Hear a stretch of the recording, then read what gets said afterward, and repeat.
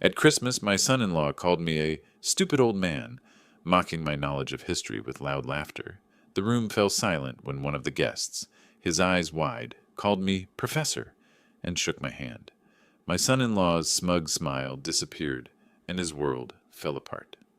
Before we continue, please subscribe to the channel and write in the comments what time it is where you are now.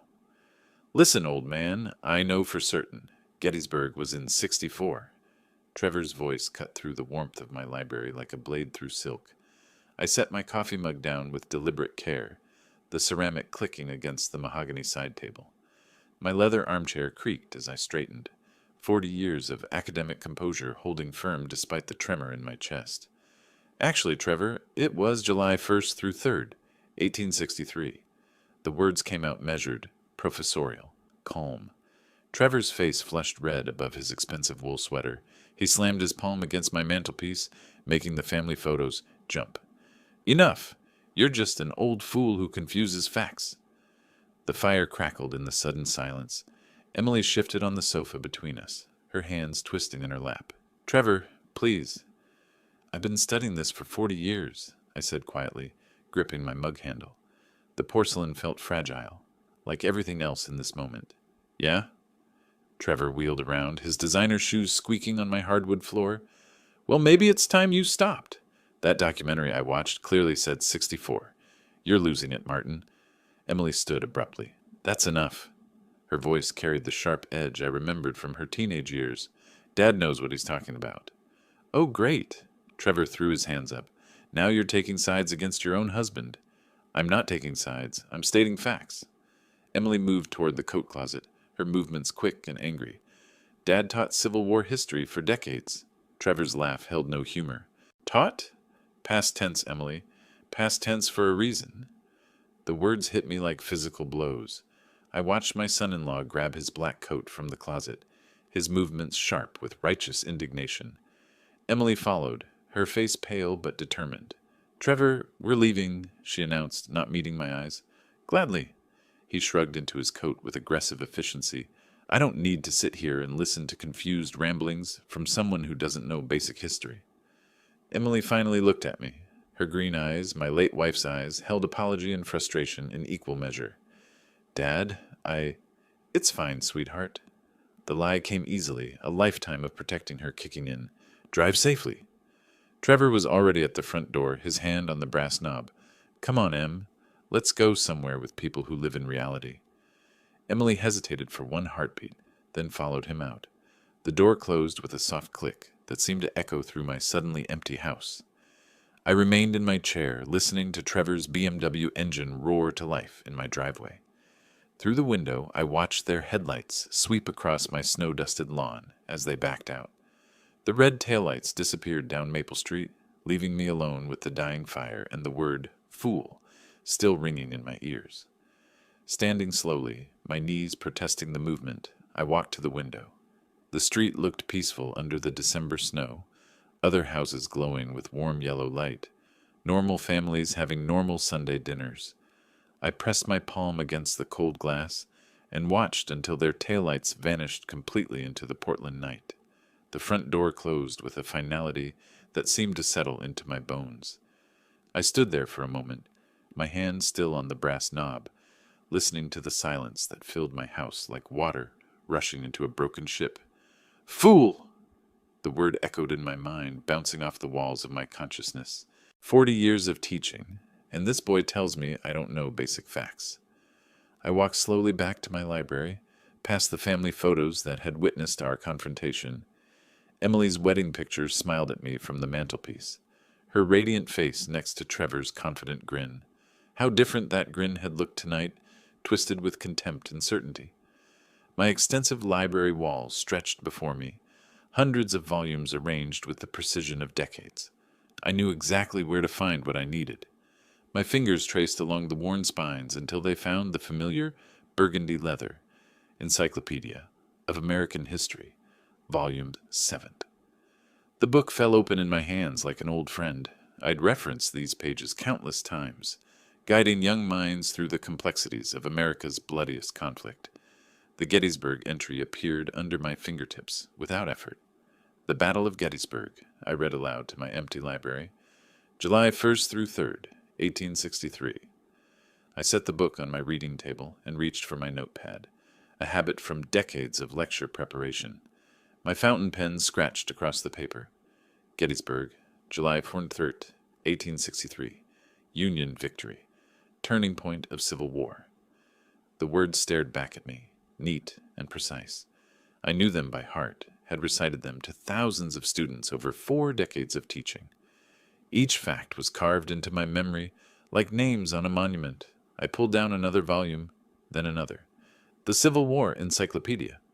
Battles and Leaders. Military History of the United States. Every single source confirmed what I knew to be true. The smell of old books surrounded me. Leather bindings, aged paper, the faint mustiness of accumulated knowledge. This library represented my life's work, my passion, my expertise. These books had been my companions through retirement, my solace after Margaret's death, my connection to the world of ideas that had always sustained me.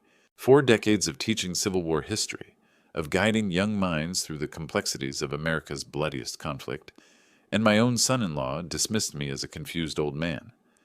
I looked up at my diplomas hanging on the far wall. Bachelor's degree from Oregon State, master's from University of Washington, PhD from Stanford, 40 years at Portland Community College, 3 published papers on Civil War tactics, students who still sent me Christmas cards, thanking me for inspiring their love of history. All of it meaningless to Trevor, apparently. I glanced at the family photo on my desk. Emily at her high school graduation, proud in her cap and gown. She'd always been brilliant, curious, asking questions that challenged me to think deeper. When had she stopped defending intellectual rigor? When had she chosen peace over truth?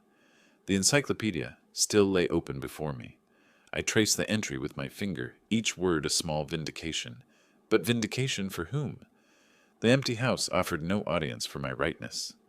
Closing the book gently, I looked toward the family photo again. Emily's young face gazed back at me, full of promise and possibility. That girl would have corrected Trevor immediately, would have stood up for facts over feelings. What had happened to her? I placed the encyclopedia back in its precise spot on the shelf. The question hung in the air like smoke from the dying fire, unanswered and troubling. 5 days until Christmas. 5 days to decide what kind of man I wanted to be. The week moved slowly. I tended my winter garden, read extensively, and replayed that evening countless times. Each morning brought the same routine, coffee, newspaper, the quiet rhythm of a retired man's life. But underneath the normalcy, something had shifted. The word fool had burrowed deep, creating an ache that wouldn't fade. Friday morning arrived gray and cold. I stood at my kitchen window, watching snow dust the bare branches of my oak tree, when the phone rang. "Dad?" Emily's voice carried that forced cheerfulness I'd learned to recognize over the years, the tone she used when trying to smooth over difficulties. "Hello, sweetheart." I set down my coffee mug and gave her my full attention. "I wanted to call about Christmas." She paused, and I could hear her choosing words carefully. "Will you come to dinner with us? We're having a few people over. Trevor's parents, some neighbors, a couple of his colleagues from the firm." The invitation surprised me. After Sunday's confrontation, I'd assumed Christmas would be a small, awkward affair. "Of course. Does Trevor mind?" Another pause. "Everything will be fine, Dad. I promise." I walked to the kitchen window, phone pressed to my ear, and looked out at my snow-covered garden. The careful neutrality in Emily's voice told me everything. Trevor didn't know about this invitation, or if he did, he wasn't happy about it. "What time should I arrive?" "Around 6? It's just family and friends. Nothing fancy." Her relief was audible now that I'd accepted. "I'm making that crown roast you love." "Sounds wonderful." I reached for the calendar on my refrigerator, marking December 25th, with my pen. The date looked stark against the mostly empty month. Should I bring anything? "Just yourself, Dad. That's enough." As I listened to my daughter's careful invitation, I realized this Christmas gathering might provide the perfect opportunity to address the lingering tension that had settled between us like winter frost. The mention of colleagues sparked something in my memory. Trevor worked at Morrison & Associates, a prestigious consulting firm. Interesting. "Emily," I said gently, "about Sunday. It's forgotten, Dad. Ancient history." The words came too quickly, too bright. "I'll see you Christmas Day, okay?" "Ancient history," I repeated after she hung up. The phrase lingered in my mind as I returned to my coffee and newspaper. Ancient history. Exactly what Trevor claimed I knew nothing about. I folded the paper to the local news section, scanning the familiar layout. Obituaries, community events, business announcements. My eyes stopped on a small item. Morrison Associates celebrates successful year. The article mentioned the firm's growth, their expanding client base, their reputation for excellence, Trevor's workplace. Trevor's colleagues would be at Christmas dinner. I set the paper aside and looked at my calendar again. December 25th, circled in blue ink. 5 days to prepare. 5 days to think about what kind of Christmas gift a father might give his son-in-law. The morning light shifted through my window, casting long shadows across the kitchen floor. Outside, the snow continued to fall, covering everything in pristine white. Fresh starts, clean slates. I smiled for the first time since Sunday. The weekend passed quietly. I read, tended my garden, and found myself thinking about Christmas dinner more than usual.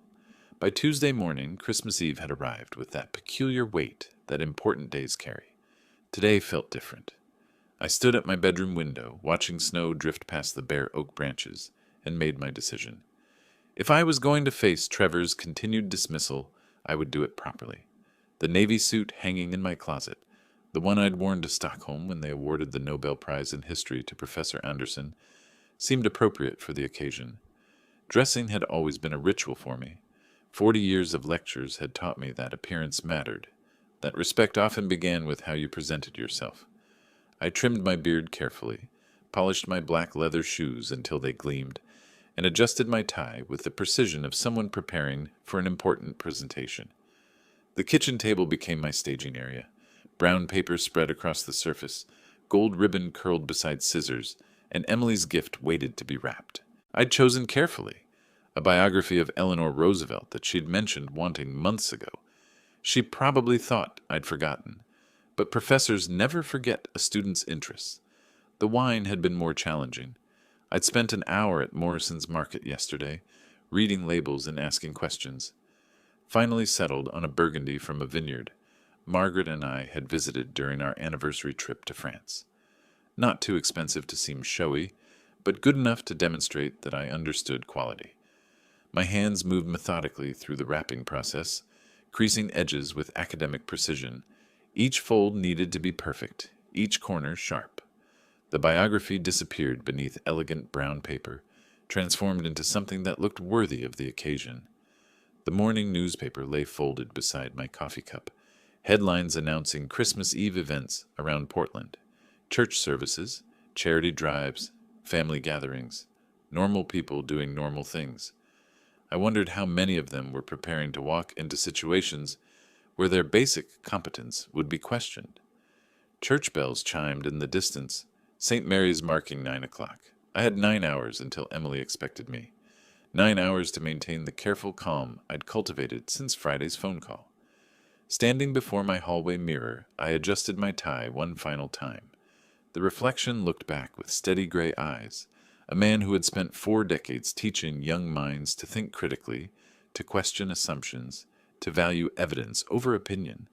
That man deserved respect, regardless of what Trevor Collins believed about confused old fools. My coat hung ready by the front door, leather gloves tucked in the pockets, car keys on the small table where I'd placed them the night before. Everything prepared, everything in its place. As I gathered my gifts and walked toward the garage, I wondered if this Christmas Eve would mark a new chapter in our family's story, or simply add another layer to an already complicated relationship. The question hung in the winter air like my visible breath, unanswered but somehow hopeful. The engine turned over smoothly, warming in the December cold, while I arranged Emily's wrapped gift and the wine bottle on the passenger seat. 20 minutes across Portland to their house in the Laurelhurst neighborhood. 20 minutes to prepare myself for whatever the evening might bring. I backed out of my driveway and turned toward Emily's street, leaving my quiet house behind. The drive through Portland's holiday-lit neighborhoods gave me time to observe and prepare. Emily's street sparkled with Christmas decorations, each house trying to outshine its neighbors with lights and lawn displays. Their driveway already hosted 4 other vehicles: a BMW, a Lexus, a Subaru, and a practical Honda that probably belonged to neighbors. I parked behind the Honda and gathered my gifts from the passenger seat. Through the large front windows, I could see moving figures, hear the distant sound of conversation and laughter. A successful Christmas Eve gathering already in progress. The doorbell's chime brought Emily immediately to the entrance, as if she'd been watching for my arrival. Her smile seemed genuine but carried that edge of nervous energy I'd learned to recognize. "Dad, you look so distinguished." She kissed my cheek, then stepped back to admire my navy suit. "Very professorial." "Thank you, sweetheart." I handed her the wrap biography. "Something I thought you might enjoy." Following her through the entryway, I carried the wine and surveyed the scene ahead. Their living room had been transformed into a holiday showcase. 10-foot tree draped with white lights, garland framing the fireplace, red and gold decorations creating warmth against cream-colored walls. 8 or 9 guests clustered in comfortable conversation groups, wine glasses catching the flickering fireplace light.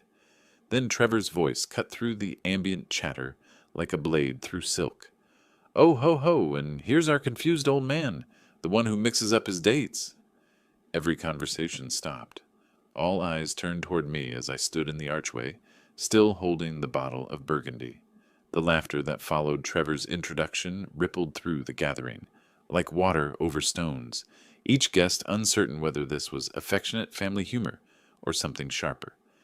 Trevor stood near the fireplace, clearly the evening's storyteller, surrounded by 3 younger couples who'd been hanging on his words.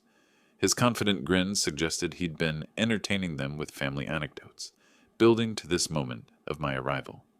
"Everyone meet Martin, Emily's father," he continued, gesturing toward me with theatrical flourish. "He thinks Gettysburg happened in 1863. Can you believe that?" More laughter, though some guests looked uncomfortable with the public nature of this family ribbing. I maintained my composure, summoning 4 decades of classroom management experience. "Lovely to see everyone here," I said calmly, setting the wine on Emily's side table. Emily moved quickly to my side. "Dad, let me introduce you to the Hendersons from next door, and these are Trevor's colleagues from Morrison." "No, Em," Trevor interrupted, clearly enjoying his audience. "Let me tell them about Sunday's argument first. This is educational." An older gentleman near the bookshelf looked up from examining Emily's collection, his expression growing thoughtful as he studied my face. Something about his academic bearing suggested he wasn't entirely comfortable with Trevor's performance either. "The History Channel documentary was crystal clear," Trevor continued, warming to his theme. "Gettysburg, 1864. But Professor Emeritus here insists on living in the past with outdated information." The guests' laughter felt more forced now, social politeness overriding genuine amusement. Emily's face had gone pale, her hands twisted into small fists at her sides. I accepted a glass of wine from someone's offered tray and smiled politely at the assembled company. "Thank you for including me in your celebration." But my eyes had found the distinguished gentleman by the bookshelf, who was now watching me with growing recognition in his intelligent features. 15 minutes of polite conversation had passed since Trevor's introduction, and I'd managed to navigate the social minefield with practiced academic grace. The Hendersons proved delightful neighbors, full of stories about their recent trip to Scotland. Trevor's colleagues from Morrison seemed intelligent enough, though they clearly deferred to their host's narrative about family dynamics. I gravitated toward Emily's bookshelf, seeking momentary refuge in the familiar comfort of examining another person's literary choices. Her collection revealed careful thought, historical biographies alongside contemporary fiction, philosophy texts nestled between travel guides. My daughter had inherited good taste in books, at least. "Professor Banks?" The voice carried such enthusiasm that I turned immediately, wineglass pausing halfway to my lips. A distinguished gentleman with silver hair and kind eyes approached with the confident stride of someone accustomed to academic environments. "I'm sorry, do we?" I began, though something about his bearing suggested familiarity. "Henry Wilson. We worked together at Yale." His face lit up with genuine pleasure. I taught economics while you were revolutionizing the history department.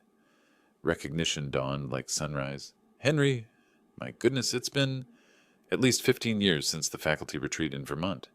He clasped my hand warmly. You look exactly the same, though I suspect you're enjoying retirement more than those endless committee meetings. Our conversation began to draw subtle attention from nearby guests. The Hendersons paused their own discussion to listen. Even one of Trevor's colleagues glanced our way, curiosity evident in her expression. Yale, was it? Mrs. Henderson asked politely. How wonderful that you two found each other again. Henry's enthusiasm bubbled over. Found each other? Margaret, this man was a legend on campus. Students would camp outside his office during registration, hoping to get into his Civil War seminars. My cheeks warmed at the praise, though I noticed Emily watching nervously from across the room. She'd positioned herself where she could monitor both our conversation and Trevor's ongoing performance near the fireplace. Henry exaggerates, I said modestly. I simply tried to make history relevant to young minds. Relevant? Henry laughed, turning to address our growing audience. This modest man published the definitive analysis of Gettysburg's strategy that's still cited in military academies worldwide. The word Gettysburg seemed to echo through the room like a bell. Conversation near the fireplace faltered slightly as Trevor's sharp ears caught the reference. His storytelling voice grew louder, competing for attention. Henry continued, oblivious to the family dynamics he was walking into. I remember that faculty dinner when Harvard tried to poach you. The entire history department practically formed a human chain around your office. More guests had begun to drift toward our corner of the room, drawn by Henry's animated reminiscences. The bookshelf provided a natural gathering point, and my old colleague's storytelling was proving more engaging than appetizers and small talk. What was your specialty exactly, Professor Banks? Asked one of Trevor's colleagues, a sharp-eyed woman in her 40s. Before I could answer, Henry jumped in with professional pride. Civil War history, particularly battle tactics and political implications. Martin could recite troop movements at Gettysburg from memory, down to the hour. Trevor's voice from across the room grew more insistent, but I noticed several of his audience members glancing our way with obvious interest. The evening's social dynamics were shifting in ways that none of us had anticipated.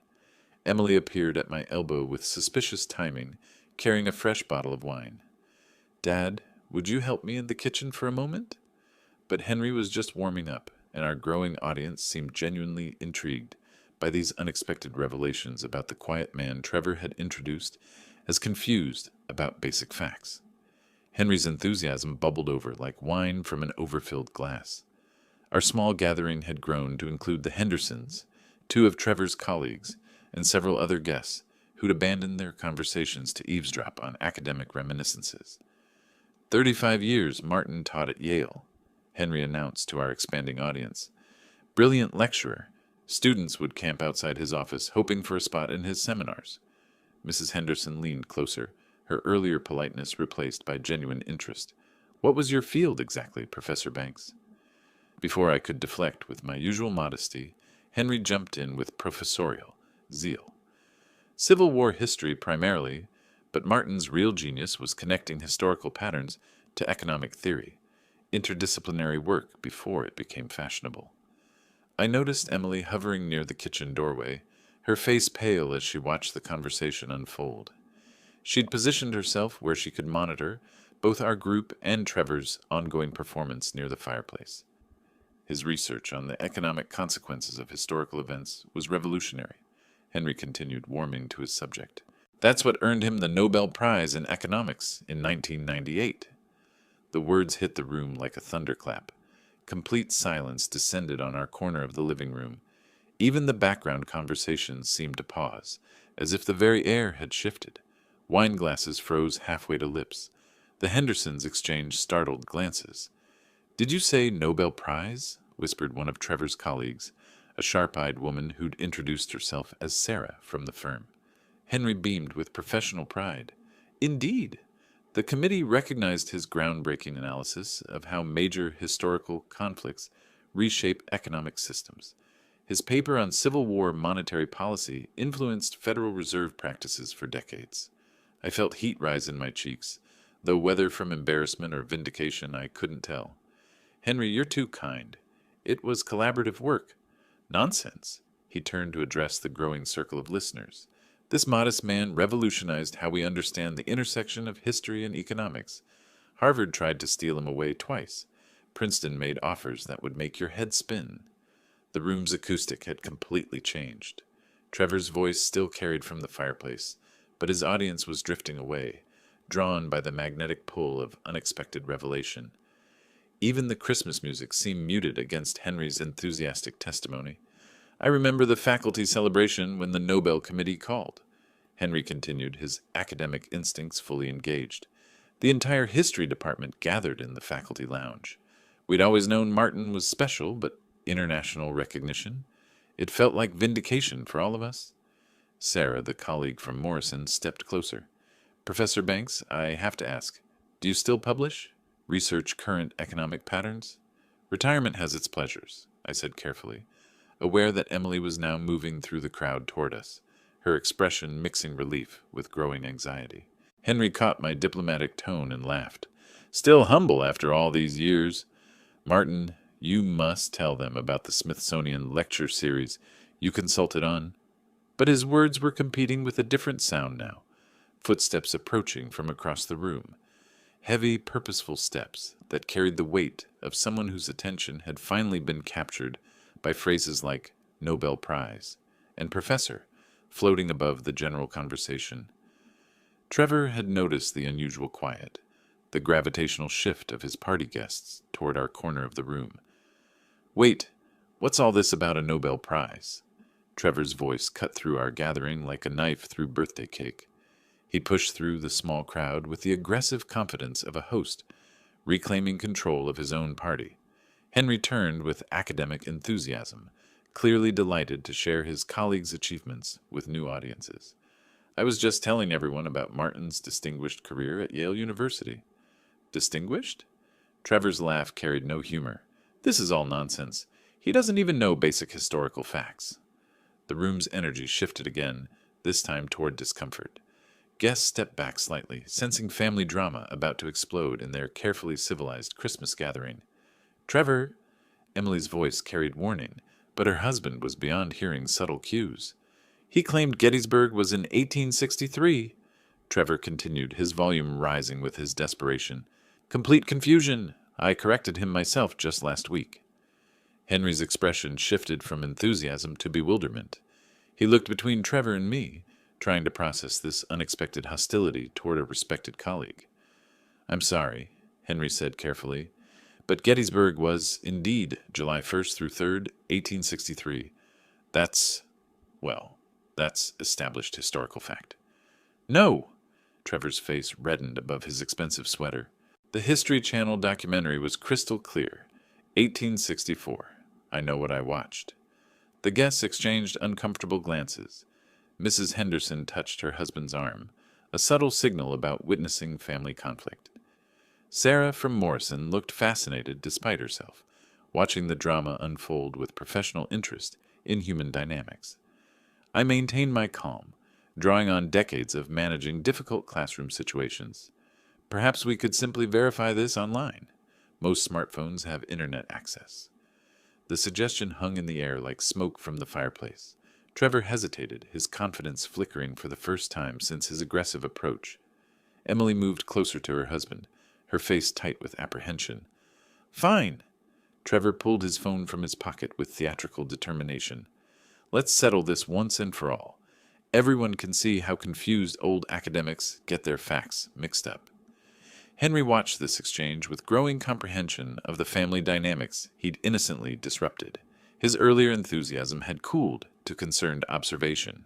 Trevor, please, Emily whispered, but her husband was committed to his course now, phone glowing in his hands, as the assembled guests waited for objective verification.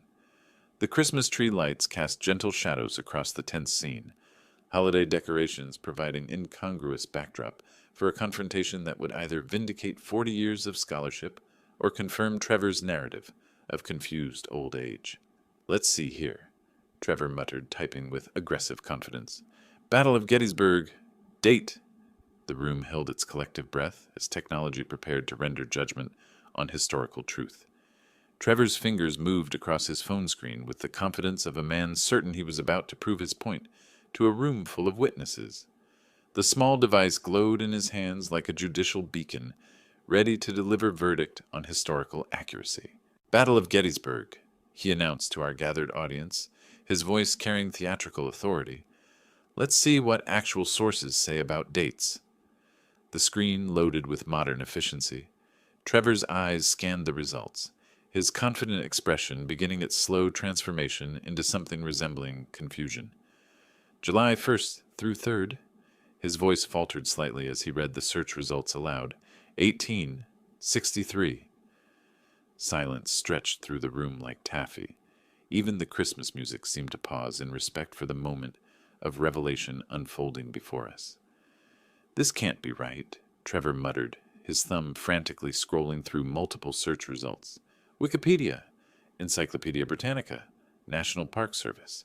They all say 1863, Henry finished gently, his academic instincts engaged, despite the family drama surrounding us. But Trevor wasn't finished. His desperation had shifted into overdrive, fingers flying across the phone screen with increasing frenzy. "Let me check something else," he announced, though his voice had lost its earlier certainty. "This Nobel Prize claim. Martin Banks. Nobel Prize." I watched my son-in-law's face in the blue glow of his phone screen as the search results populated. Each result seemed to drain more color from his features. 1998. Nobel Prize in Economics, he read in barely audible tones. Martin James Banks, Yale University, for groundbreaking analysis of historical economic patterns. The phone trembled slightly in his hands as he continued scrolling through result after result, each one confirming Henry's enthusiastic testimony about my academic career. Reuters News, Archive, Nobel Foundation official website, Yale University faculty history. His voice grew smaller with each confirmation. Emily had moved close enough to see the screen over his shoulder, her face a mixture of relief and concern for her husband's very public humiliation. The other guests stood frozen in fascination, witnessing the complete collapse of their host's confident narrative. Sarah from Morrison leaned forward slightly, her professional curiosity evident as she watched Trevor grapple with objective evidence contradicting everything he'd believed about his father-in-law. "This is impossible," Trevor whispered, staring at the screen as if willing it to change its display.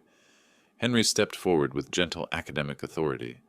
"Martin never mentioned his Nobel Prize because he's genuinely modest about his achievements. It's quite characteristic of distinguished scholars."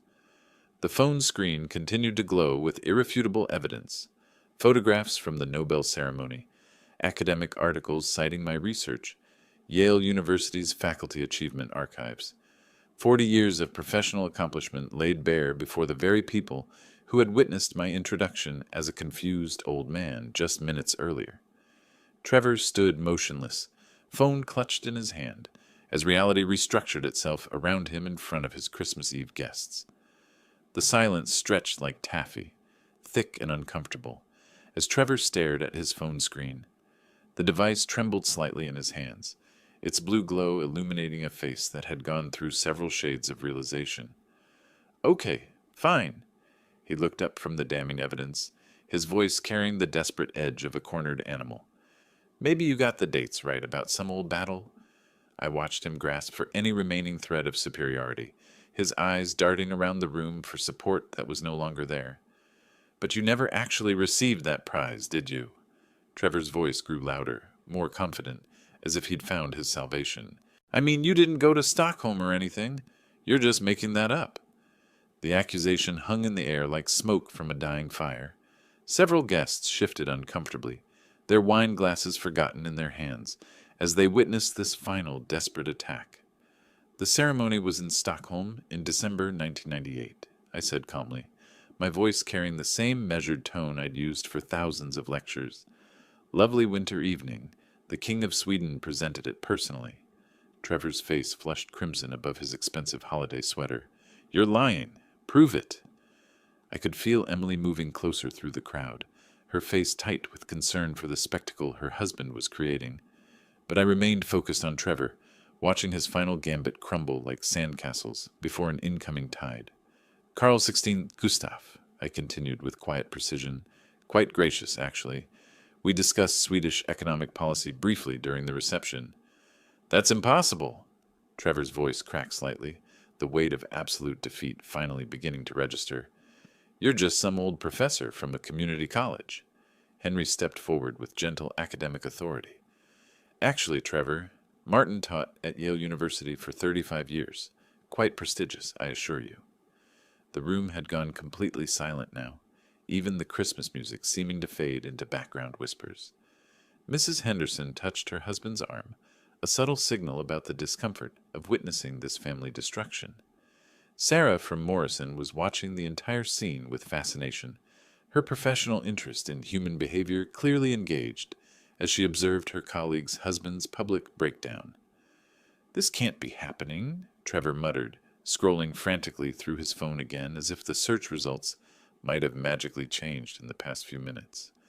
I felt a complex mixture of vindication and genuine pity for this man who seemed fundamentally incapable of admitting error. 40 years of teaching had shown me many students who struggled with being wrong, but none had ever fought reality with quite this level of desperate denial. The Nobel Foundation website has photos from the ceremony, I mentioned quietly. If you're interested in verification. Trevor's phone slipped slightly in his trembling hands as he stared at me with something approaching genuine horror. The look of a man whose entire worldview had just collapsed in front of his Christmas guests. Trevor, that's enough! Emily's voice cut through the room like a blade through silk, sharp with authority I hadn't heard from her since she was 16, and defending her younger cousin from neighborhood bullies. She strode across the living room with determined purpose, her holiday dress swishing as she moved between the scattered guests toward the center of our confrontation. Every eye in the room followed her movement. You're embarrassing yourself and everyone here, she continued, her maternal instincts fully engaged, despite the target being her own husband. Trevor whirled to face her, his desperation now tinged with betrayal. I won't stand here and listen to this nonsense. This is all some elaborate joke. Stop this immediately. Emily's voice rose to match his volume. You're acting like a child who can't admit he was wrong. The room collectively held its breath. Witnessing marital conflict in public creates a peculiar social discomfort, like watching someone's private diary being read aloud. Fine! Trevor threw his hands up in theatrical defeat. I'm leaving! I won't be humiliated in my own home by some confused old man, and fairy tales about prizes. Then go, Emily shot back without hesitation. But stop making this worse for everyone. Trevor stood frozen for a moment, clearly not expecting his wife to call his bluff. The reality of his situation seemed to hit him like cold water. He had nowhere left to retreat except complete physical withdrawal. Mrs. Henderson whispered something to her husband, who nodded gravely. Other guests were beginning to exchange glances that suggested they were calculating their own exit strategies from this family battlefield. Trevor grabbed his coat from the hallway closet with aggressive efficiency, his movements sharp with wounded pride. His car keys jingled as he fumbled them from the side table. This is ridiculous, he muttered, shrugging into his black wool coat. Absolutely ridiculous. Emily followed him toward the front door, her face a mixture of anger and concern. Despite everything, she was still worried about her husband's emotional state. Trevor, please, she said more quietly. Just drive carefully. He paused at the door, hand on the brass knob, and looked back at the assembled guests who were watching his departure with uncomfortable fascination. Merry Christmas, everyone, he said with bitter sarcasm, then stepped out into the December night. The sound of the door closing echoed through the house like a period at the end of a very long sentence. Through the front window we could see Trevor's BMW backing out of the driveway with more speed than winter safety recommended. Emily stood at the window, watching her husband's taillights disappear down Laurelhurst Street, her reflection ghost-like in the dark glass. The room remained frozen in uncomfortable silence, guests uncertain whether this marked the end of the evening or if social customs required them to pretend nothing had happened. I moved quietly to Emily's side and placed a gentle hand on her shoulder. Well, Emily announced to the room after watching Trevor's taillights fade into the winter darkness. "Dinner is still warm, and I worked too hard on that crown roast to let it go to waste." Her voice carried forced cheerfulness, but I recognized the steel underneath, the same determination that had gotten her through graduate school while working two jobs. The guests exchanged uncertain glances, clearly unsure whether staying would be appropriate after witnessing such intimate family drama. "Please," Emily continued, turning from the window with a hostess smile that almost masked her emotional turmoil. "I'd really appreciate the company. It's Christmas Eve, after all." Henry was the first to respond. "Of course, my dear. It smells absolutely wonderful." The others gradually followed his lead, social momentum carrying them toward the dining room like leaves following a current. People are remarkably resilient when given permission to return to normalcy. As we moved toward dinner, I found myself seated next to Violet Green, Emily's neighbor whom I had barely noticed during the earlier chaos.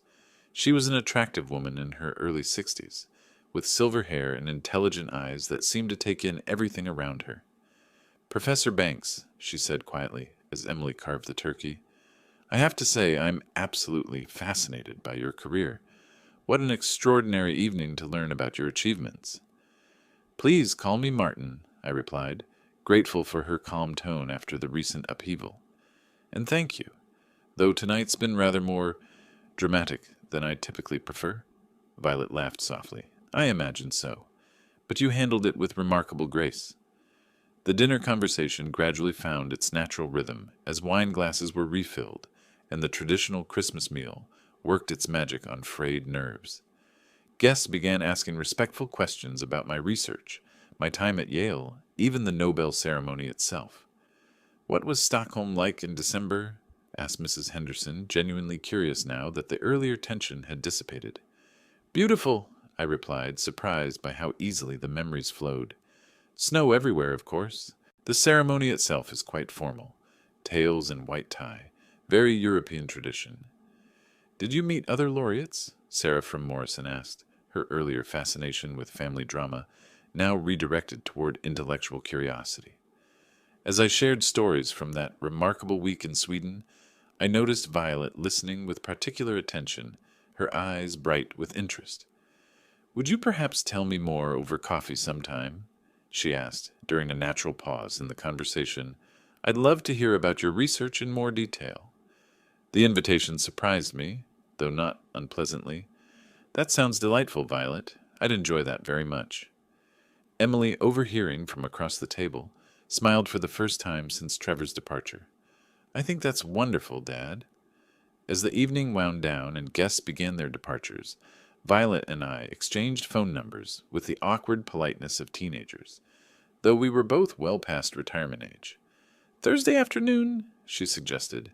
"There's a lovely coffee shop on Hawthorne." "Perfect," I agreed, tucking her number into my jacket pocket.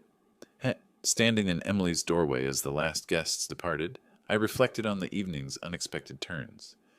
I'd arrived expecting awkward family dinner conversation and instead witnessed the complete vindication of my professional reputation, the collapse of my son-in-law's illusions, and the beginning of what might prove to be an interesting new friendship. "Thank you for tonight," Emily said quietly as we watched Violet's car pull away, "for being you, dignified and kind, even when Trevor was being impossible." "Family is complicated," I replied, putting my arm around my daughter's shoulders, "but truth has a way of emerging eventually." As I drove home through Portland's holiday-lit streets, I realized this Christmas Eve had given me something I hadn't expected, a reminder that even at 68, new chapters were still possible. If you like this story, please like this video, subscribe to the channel, and share your impressions of this story in the comments. To listen to the next story, click on the box on the left. Thank you for watching.